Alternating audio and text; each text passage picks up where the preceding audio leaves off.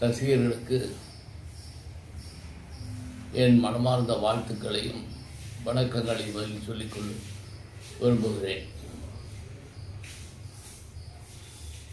கேன்வாஸுக்கு போகும்போது, பரப்புரைக்கு செல்லும்போது மக்களிடையே நல்ல வரவேற்பு இருக்கிறது.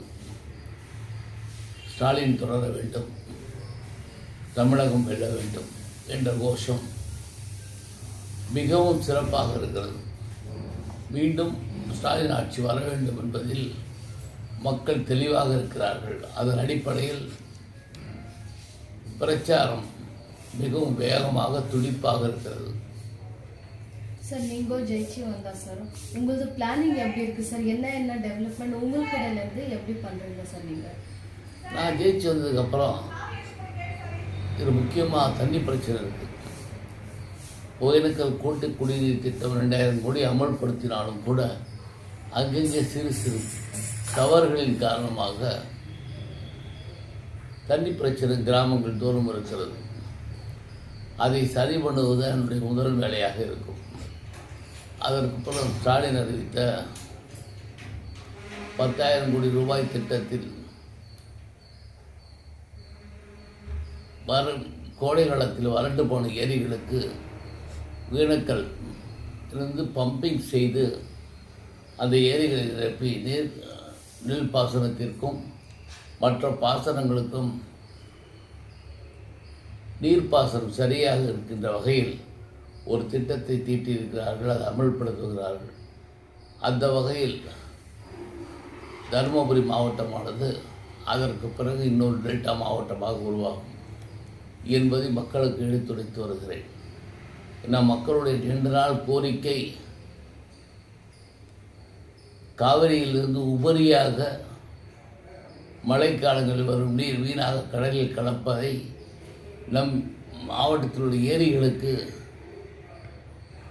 அனுப்பினால் பாசனம் சரியாக இருக்கும், விவசாயம் செழிக்கும் என்பது அடிப்படையான கருத்து. அந்த அடிப்படையில் ஸ்டாலின் அவர்கள் மக்களுடைய எண்ணங்களை பிரதிபலிக்கின்ற வகையில் செய்கின்ற இந்த திட்டமானது மிகவும் பயனளிக்கும் என்று நம்புகிறேன். சார், எஜுகேஷன் பற்றி, அப்போ உமன் சேஃப்டி பற்றி நீங்கள் எப்படி யோசனை பண்ணுறீங்க சார்? உமன் சேஃப்டி என்பது நன்றாகத்தான் இருக்கிறது. தமிழகத்தை பொறுத்தவரை பெரிய அசம்பாவிதங்கள் எதுவும் ஏற்படுறதாக தெரியவில்லை. சின்ன சின்ன சம்பவங்களை எதிர்கட்சிகள் பெரிதுபடுத்தி அரசாங்கத்துக்கு ஒரு கெட்ட பெயர் உண்டாக்க வேண்டும் என்ற செயல்படுகிறார்கள். அதை முழுமையாக இம்மாதிரி சம்பவங்களை தடுக்கின்ற வகையில் பல சட்டங்களை இயற்றி பெண்களுக்கு மிகவும் பாதுகாப்பான அரசாங்கமாக இருக்கிறது பெருமைக்குரிய விஷயமாக இருக்கிறது. சார், ஒரு ஓட்டுக்கு ரிக்வெஸ்ட் பண்ணிடுங்க சார், ஓட்டு அப்பீல் பண்ணிடுங்க சார். ஓட்டிங்க்கு ஒரு ரிக்வெஸ்ட் பண்ணிடுங்க ஜனங்களுக்கு. ஓட்டிங்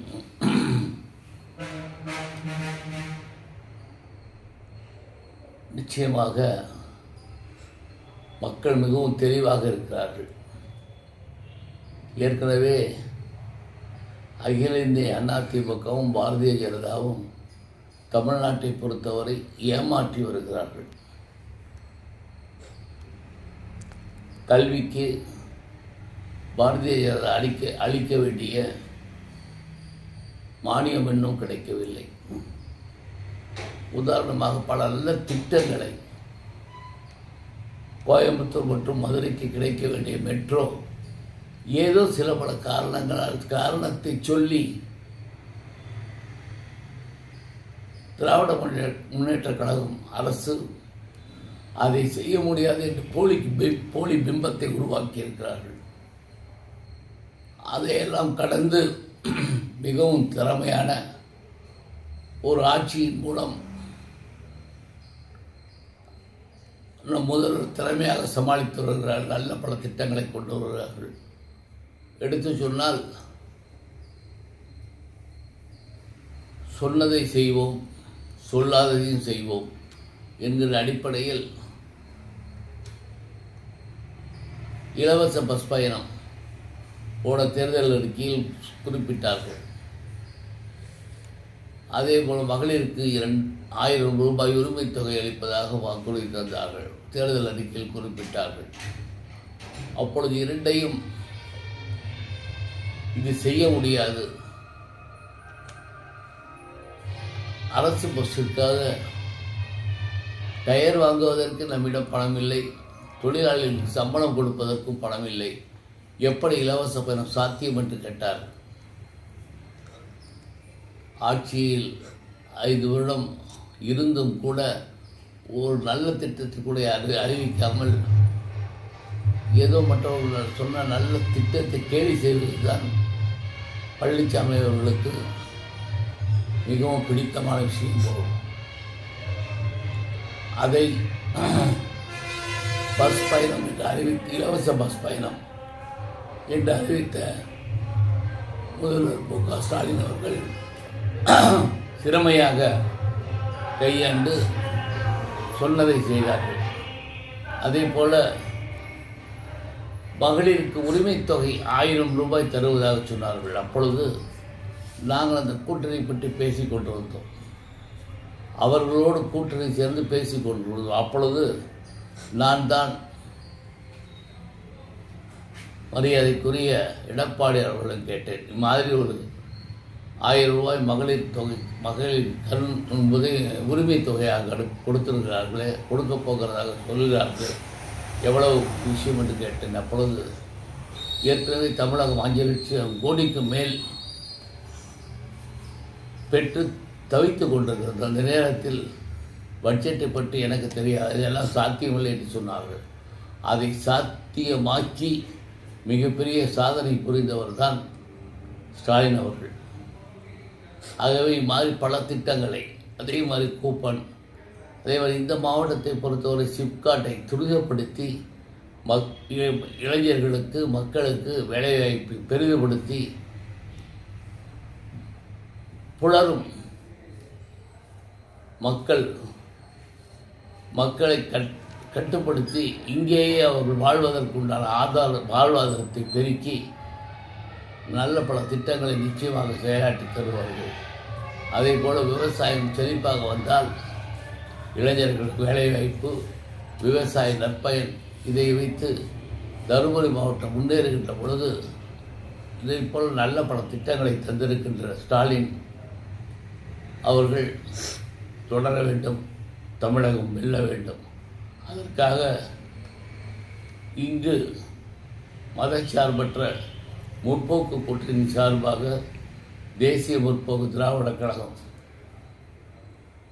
எங்கள் பாசத்திற்கும் மரியாதைக்கும் உரிய விஜயகாந்த் அவர்கள் தோற்றுவித்த இந்த கட்சியின் சார்பாக அந்நியாருக்கு கண்ட சின்னமான முரசு சின்னத்தில் வாக்களித்து என்னை வெற்றி பெறச் செய்யுமாறு அன்புடன் கேட்டுக்கொள்கிறேன்.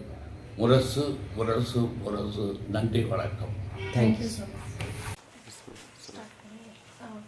Much sir. நீங்கள் டோர் டு டோர் கேம்பெயினிங் போயிருக்கிறீங்க. So door to door campaigning நீங்கள் பிரச்சாரம் பண்ணின்னு இருக்கிறீங்க சார். ஸோ ஜனங்களது ரெஸ்பான்ஸ் எப்படி இருக்குது சார் உங்களுக்கு? ஆன் பண்ணிட்டீங்களா? ஆன் இருக்கு சார். நியூஸ் 15 எஸ் சார் ரசிகர்களுக்கு என் மனமார்ந்த வாழ்த்துக்களையும் வணக்கங்களையும் முதலில் சொல்லிக்கொண்டு விரும்புகிறேன். கேன்வாஸுக்கு போகும்போது, பரப்புரைக்கு செல்லும்போது மக்களிடையே நல்ல வரவேற்பு இருக்கிறது. ஸ்டாலின் தொடர வேண்டும், தமிழகம் வெல்ல வேண்டும் என்ற கோஷம் மிகவும் சிறப்பாக இருக்கிறது. மீண்டும் ஸ்டாலின் ஆட்சி வர வேண்டும் என்பதில் மக்கள் தெளிவாக இருக்கிறார்கள். அதன் அடிப்படையில் பிரச்சாரம் மிகவும் வேகமாக துடிப்பாக இருக்கிறது. சார், நீங்கள் ஜெயிச்சு வந்தா சார் உங்களது பிளானிங் எப்படி இருக்குது சார்? என்ன டெவலப்மெண்ட் உங்களுக்கு இடையிலேருந்து எப்படி பண்ணுறீங்க சார் நீங்கள்? நான் ஜெயிச்சு வந்ததுக்கப்புறம் ஒரு முக்கியமாக தண்ணி பிரச்சனை இருக்குது. ஒகேனக்கல் கூட்டு குடிநீர் திட்டம் 2000 கோடி அமல்படுத்தினாலும் கூட அங்கங்கே சிறு சிறு தவறுகளின் காரணமாக தண்ணி பிரச்சனை கிராமங்கள் தூரம் இருக்கிறது. அதை சரி பண்ணுவதுதான் என்னுடைய முதல் வேலையாக இருக்கும். அதற்கப்புறம் ஸ்டாலின் அறிவித்த 10,000 கோடி ரூபாய் திட்டத்தில் கோடை காலத்தில் வறண்டு போன ஏரிகளுக்கு ஒகேனக்கல் இருந்து பம்பிங் செய்து அந்த ஏரிகளை நிரப்பி நெல் பாசனத்திற்கும் மற்ற பாசனங்களுக்கும் நீர்ப்பாசனம் சரியாக இருக்கின்ற வகையில் ஒரு திட்டத்தை தீட்டியிருக்கிறார்கள், அதை அமல்படுத்துகிறார்கள். அந்த வகையில் தருமபுரி மாவட்டமானது அதற்கு பிறகு இன்னொரு டெல்டா மாவட்டமாக உருவாகும் என்பதை மக்களுக்கு எடுத்துரைத்து வருகிறேன். நம் மக்களுடைய நீண்ட நாள் கோரிக்கை காவிரியிலிருந்து உபரியாக மழைக்காலங்களில் வரும் நீர் வீணாக கடலில் கலப்பதை நம் மாவட்டத்தில் உள்ள ஏரிகளுக்கு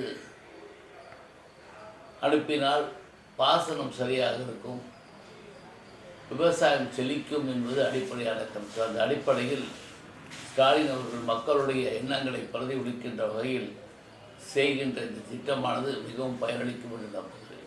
சார், எஜுகேஷன் பற்றி, அப்போ உமன் சேஃப்டி பற்றி நீங்கள் எப்படி யோசனை பண்ணுறீங்க சார்? உமன் சேஃப்டி என்பது நன்றாகத்தான் இருக்கிறது. தமிழகத்தை பொறுத்தவரை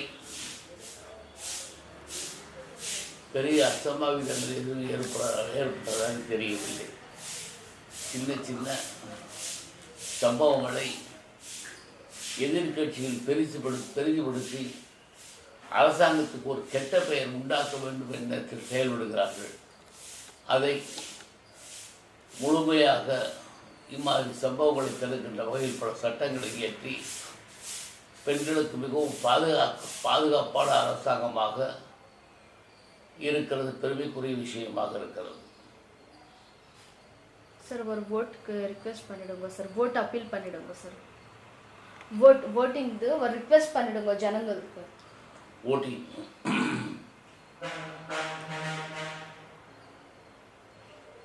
நிச்சயமாக மக்கள் மிகவும் தெளிவாக இருக்கிறார்கள். ஏற்கனவே அகில இந்திய அதிமுகவும் பாரதிய ஜனதாவும் தமிழ்நாட்டை பொறுத்தவரை ஏமாற்றி வருகிறார்கள்.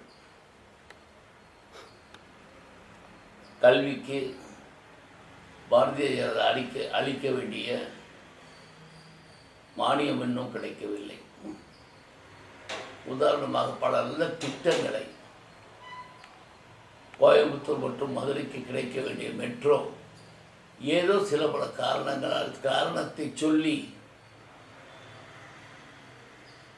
திராவிட முன்னேற்ற கழகம் அரசு அதை செய்ய முடியாது என்று போலி பிம்பத்தை உருவாக்கி இருக்கிறார்கள்.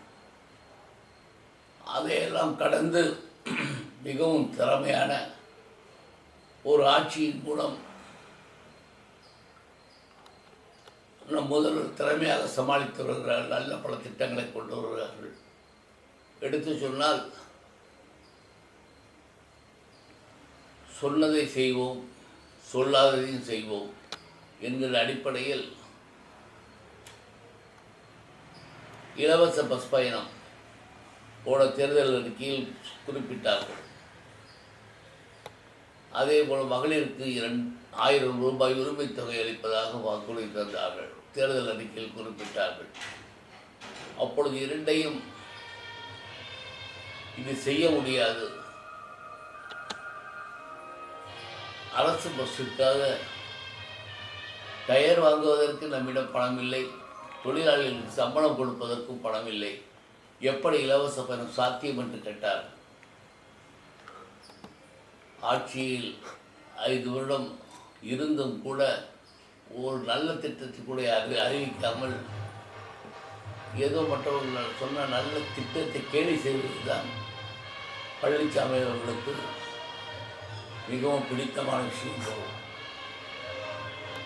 அதை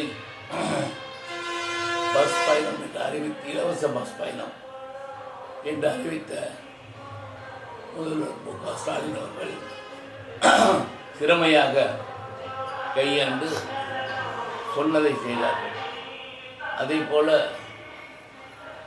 மகளிருக்கு உரிமை தொகை 1000 ரூபாய் தருவதாக சொன்னார்கள். அப்பொழுது நாங்கள் அந்த கூட்டணி பற்றி பேசிக் கொண்டு வந்தோம். அவர்களோடு கூட்டணி சேர்ந்து பேசிக் கொண்டிருந்தோம். அப்பொழுது நான் தான் மரியாதைக்குரிய எடப்பாடி அவர்களை கேட்டேன், இம்மாதிரி ஒரு 1000 ரூபாய் மகளிர் தரும் என்பதை உரிமை தொகையாக கொடுத்திருக்கிறார்களே, கொடுக்க போகிறதாக சொல்கிறார்கள், எவ்வளவு விஷயம் என்று கேட்டேன். அப்பொழுது ஏற்கனவே தமிழகம் 5 லட்சம் கோடிக்கு மேல் பெற்று தவித்து கொண்டிருக்கிறது. அந்த நேரத்தில் பட்ஜெட்டை பற்றி எனக்கு தெரியாது, இதெல்லாம் சாத்தியமில்லை என்று சொன்னார்கள். அதை சாத்தியமாக்கி மிகப்பெரிய சாதனை புரிந்தவர் தான் ஸ்டாலின் அவர்கள். ஆகவே இம்மாதிரி பல திட்டங்களை, அதே மாதிரி கூப்பன், அதே மாதிரி இந்த மாவட்டத்தை பொறுத்தவரை சிப்காட்டை துரிதப்படுத்தி இளைஞர்களுக்கு மக்களுக்கு வேலைவாய்ப்பு பெரிதுபடுத்தி புலரும் மக்களை கட்டுப்படுத்தி இங்கேயே அவர்கள் வாழ்வதற்குண்டான வாழ்வாதாரத்தை பெருக்கி நல்ல பல திட்டங்களை நிச்சயமாக செயலாற்றி தருவார்கள். அதே போல் விவசாயம் செழிப்பாக வந்தால் இளைஞர்களுக்கு வேலைவாய்ப்பு, விவசாய நற்பயன், இதை வைத்து தருமபுரி மாவட்டம் முன்னேறுகின்ற பொழுது இதை போல் நல்ல பல திட்டங்களை தந்திருக்கின்ற ஸ்டாலின் அவர்கள் தொடர வேண்டும், தமிழகம் வெல்ல வேண்டும். அதற்காக இங்கு மதச்சார்பற்ற முற்போக்கு கூட்டணி சார்பாக தேசிய முற்போக்கு திராவிட கழகம் எங்கள்